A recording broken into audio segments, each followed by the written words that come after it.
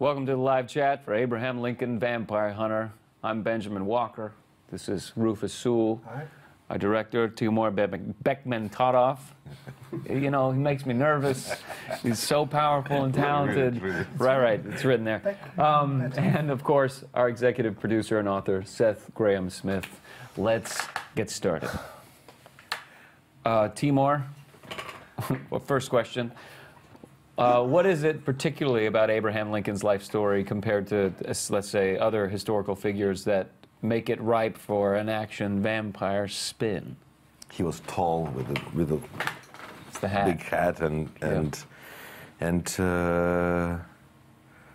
dark suit, and he was very strong man. There was a legend that he could hold the axe as a woodman. He can hold the axe in a stretch hand. In a way, though, he was the first and probably the only true American superhero, right? Sure. I mean, if you think about the things that he did, I mean, you know, we've talked about this. You know, the fact that his story, we've talked about this forever. Timur, his story is like a superhero origin story. You know, he comes from disadvantage.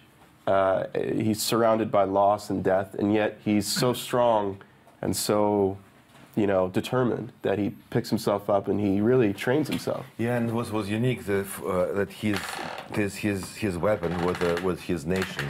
Mm-hmm. Right. And it's very unique superhero. It was not about the jumping from the roof to roof. It was about being with the nation, and nation was his weapon. Mm-hmm. Ben. Yes. So is it difficult as an actor to depict the grandeur of a legend like Abraham Lincoln, whilst also making him credible as a kick-ass, I don't know if it works with that accent, vampire killer? That's an interesting question, Rufus. And it's kind of along the lines of what we've been talking about. What makes him fascinating and impressive is that he was a common man who pulled himself up, he was self-educated, he made himself into a hero, but his origins are our origins, ours, as citizens and as Americans and as common men and women. And then when faced with extreme and extraordinary circumstances, how do we react? And that's what makes him a hero. Rufus, what I would like to know, if you could be so kind as to ask Ben, I was curious what kind of research he did for the role. What he said. Yeah. All right. Actually, we did a lot. I mean, what we're making is a period movie that happens to be about vampires. I read a few books. One book in particular about the melancholy of Abraham Lincoln was very helpful, kind of about his depressive and romantic nature. It lends itself nicely to our Gothic tale. One of the things that I love that Timur did with the movie is everything. I mean, even though the premise of the movie might sound ridiculous, everything within the movie is treated with real care and historical accuracy, from the way things look, to the way Lincoln looks and behaves, to the timeline of how things actually unfolded. And so I think that there's a strange, you know, for this big action, you know, summer movie, there's also a strange amount of historical accuracy in it. Who the hell are you in this movie? Well, I play Adam, and he doesn't appear in the book, which was a shock to me when I kindled the book very quickly, did a search for my character who didn't exist. I thought, that's a good start. But I see that it was necessary to have a central vampire who represented their aspirations, who was, I mean, I like to think, you know, that he sees himself as the president of the vampires, you know, that he's the counterpart. Because I see him, he comes across very much in the reading as a kind of cigar room deal maker of the vampire world, you know. Right.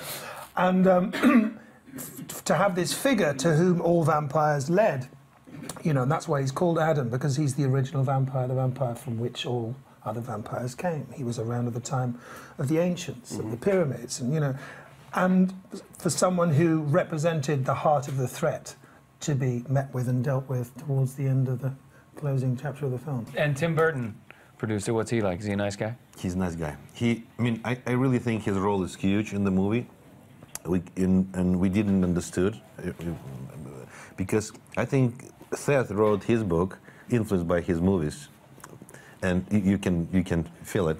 I'm sure you like it. You've just been ripping off Tim Burton. No, How are you gonna no, that's what I'm doing now. Yeah. From this point forward.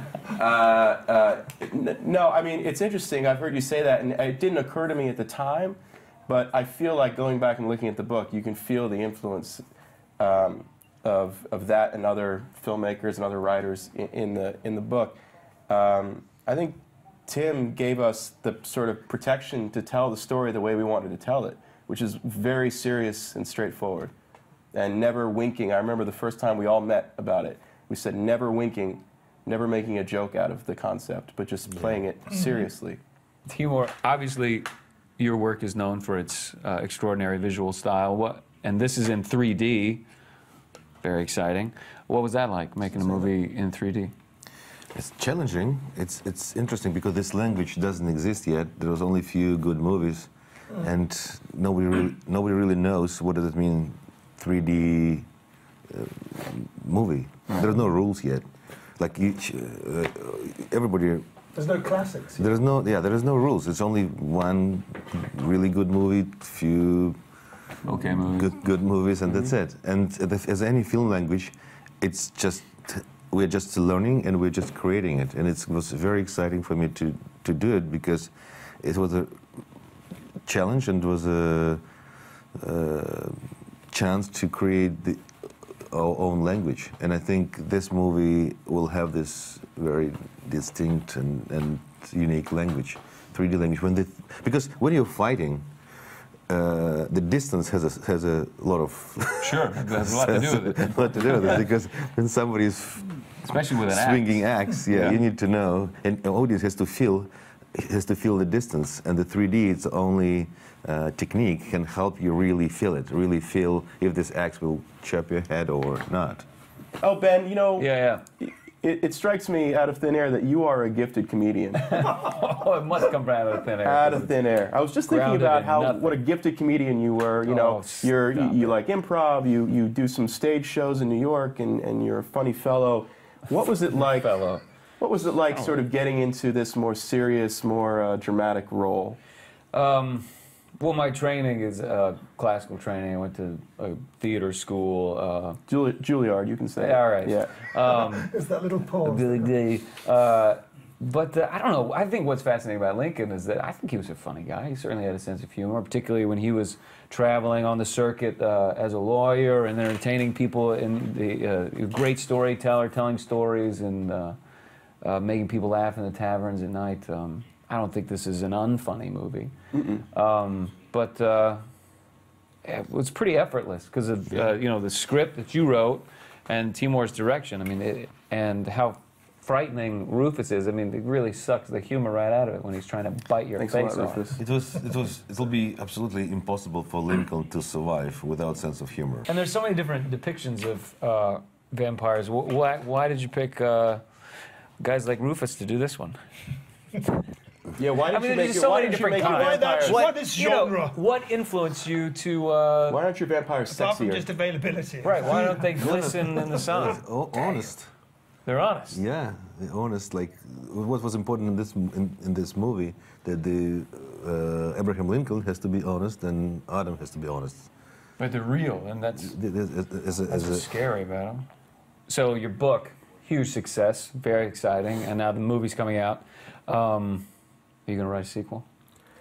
I hope so. Yeah, I'm fascinated with, for people who read the book, without saying anything about the film or the similarity of the ending or whatever, the book certainly leaves things open, and there's more to, certainly the Henry story, and there's more to perhaps the Abe story than we have told in this book. Adam story. And certainly more than the Adam story, because frankly, I can invent a whole Adam story now. Exactly. From so there is the.